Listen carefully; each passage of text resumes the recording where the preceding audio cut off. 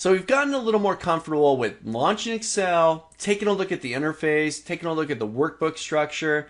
Now, eventually you're going to start building Excel documents, or coworkers are going to start sending you their Excel documents. Well, how do you open these documents? How do you save these documents? So I want to take a look at both of these topics. The first one that we'll look at is saving. And it's really simple and really quick. Now, you'll recall, when I opened up Excel, I was given a workbook, a blank workbook.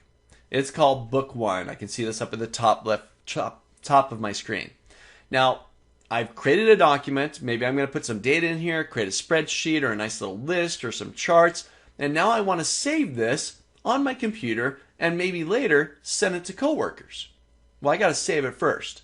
Like I said, super simple. I'm going to go up to my quick access toolbar. Remember, quick, easy access. And I got a little save button there. I'll give that a click. This will take me into the backstage view, right to save as. And I got different locations. Depending on where you want to save it at, on your computer, on a network drive, on my OneDrive personal account through Microsoft, wherever it is. For me, in my demonstration, I'm going to keep it on my OneDrive cloud storage through Microsoft. I'm going to go ahead and browse. Let's see, I'm going to go into a folder called Office Noob. I'm going to go into my videos. Let's see, this is a Microsoft Office video. I'm going to go into Excel 101.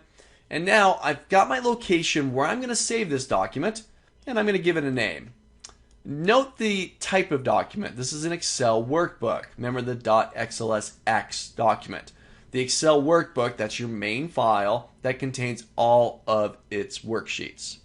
So I'm going to rename it. I'll just call this monthly budget.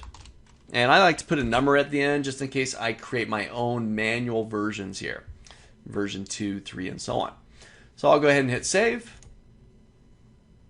Simple.